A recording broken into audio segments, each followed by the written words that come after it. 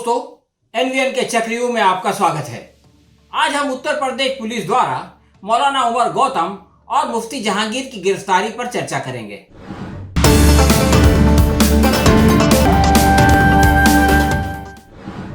दोस्तों, गजब संयोग है कि इधर तालिबान से मिलने के लिए भारतीय अधिकारी कतर रवाना होते हैं और उधर दिल्ली में मौलाना उमर को धर्मांतरण कराने के आरोप में गिरफ्तार कर लिया जाता है ताकि ध्यान बटा रहे।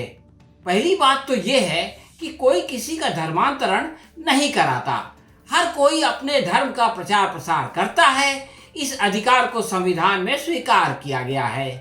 हर व्यक्ति अपनी इच्छा से धर्म परिवर्तन कर सकता है, यह भी उसका जन्म सिद्ध अधिकार है। इसे भी संविधान में मान्य किया गया है। इस अधिकार की प्राप्ति में सहायता करना अपराध नहीं, पुण्य है। आरोप के अनुसार इस्लामिक दावा सेंटर अगर महीने में औसतन 15 से ज्यादा लोगों का धर्मांतरण डॉक्यूमेंट बनाने में मदद करता है तो वह उन पर उपकार करता है। करीब 1000 लोगों ने अगर उससे फायदा उठाया तो उसका धन्यवाद किया जाना चाहिए, ना कि उसके प्रबंधक को गिरफ्तार करना या बंदी बनाना चाहिए। गिरफ्तारी के बाद यूपी एटीएस ने मौलाना उमर गौतम और मुफ्ती जहांगीर पर अब तक गरीब महिलाओं के साथ मूक, बधिर, गरीब बच्चों और अपाहिजों सहित 1000 से ज्यादा लोगों का धर्मांतरण कराने का आरोप लगाया है। प्रश्न ये है कि क्या किसी महिला, मूक, बधिर, गरीब बच्चे या अपाहिज को धर्मांतरण का अधिकार नहीं है?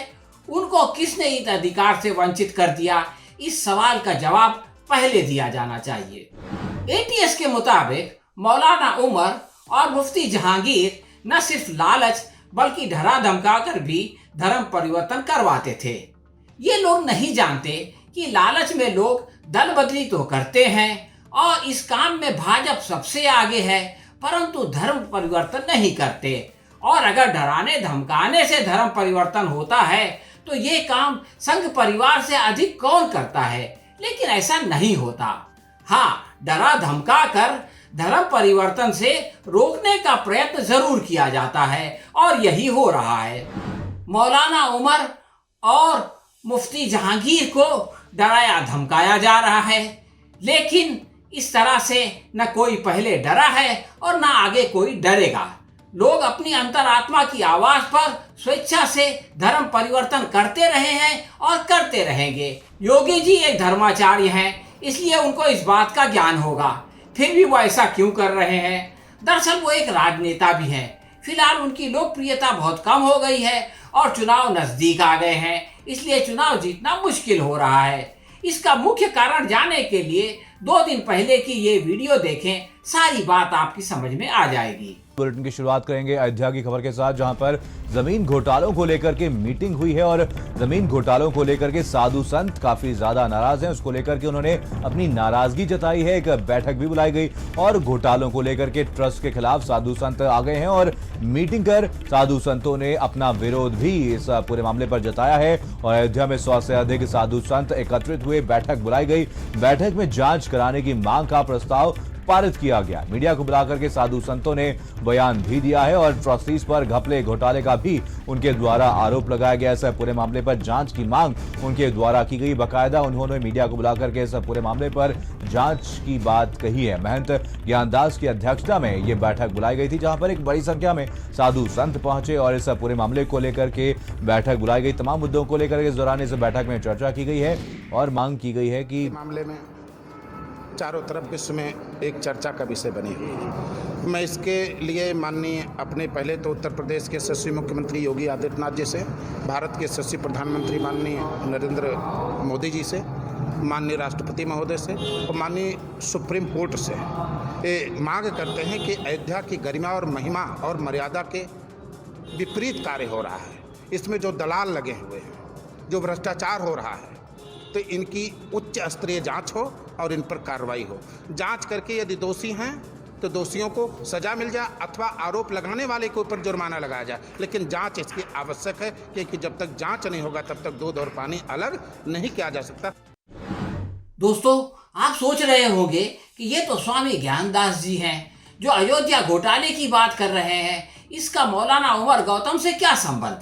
आप ये देखें कि स्वामी ज्ञानदास क्या मांग कर रहे हैं और उनकी मांग जायज है या नहीं। तो क्या इस पर कोई जांच शुरू हुई? नहीं। तो इसकी जगह क्या शुरू हो गया? इसके बजाय गोदी मीडिया को मौलाना उमर और मुफ्ती जहांगीर की गिरफ्तारी का झुंझुना पकड़ा दिया गया। योगी जी की ये पुरानी घिसी पिटी कार्य प्रणाली है जिसको अब सारी दुनिया जान चुकी है। पिछले साल हाथरस में जब सारी दुनिया में बदनामी हो गई तो उसकी ओर से ध्यान हटाने के लिए सिद्दीक कप्पन की कहानी गढ़ी गई। उनको उनके 4 साथियों के साथ गिरफ्तार कर लिया गया और लंबे चौड़े आरोप लगाए गए। ऊपर से यूएपीए भी लगा दिया गया। मीडिया में खूब शोर शराबा हुआ, लेकिन फिर क्या हुआ? यूपी पुलिस 6 महीने बाद भी चार्जशीट दाखिल नहीं कर सकी और पिछले सप्ताह मथुरा की कोर्ट ने उन सबको बाइज्जत बरी कर दिया। अब वो बेचारे केवल यूएपीए के चलते जेल में बंद हैं। उनके ऊपर अब दूसरा कोई इल्जाम नहीं है। योगी राज में मौलाना उमर के साथ भी यही होगा कि घपलों का रुपया निकल लिया जाएगा, उससे जोरों शोर से इलेक्शन लड़ा जाएगा और जब ये भ्रष्टाचार का मामला शांत हो जाएगा और यूपी के चुनाव भी हो जाएंगे तो मौलाना उमर और मुफ्ती जहांगीर पर कोई आरोप सिद्ध नहीं होगा और उन्हें छोड़ दिया जाएगा। ये खेल पहले से चलता रहा है और आगे भी चलता रहेगा, लेकिन इससे जो काम मौलाना उमर और मुफ्ती जहांगीर कर रहे हैं वो न कभी रुका है और न कभी रुकेगा।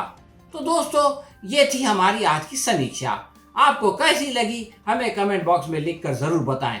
अगर पसंद आई हो तो अपने दोस्तों के साथ इसे शेयर करें और लाइक करें। हम बहुत जल्द किसी नए विषय के साथ आपकी सेवा में फिर उपस्थित होंगे। तब तक के लिए आज्ञा दीजिए। धन्यवाद।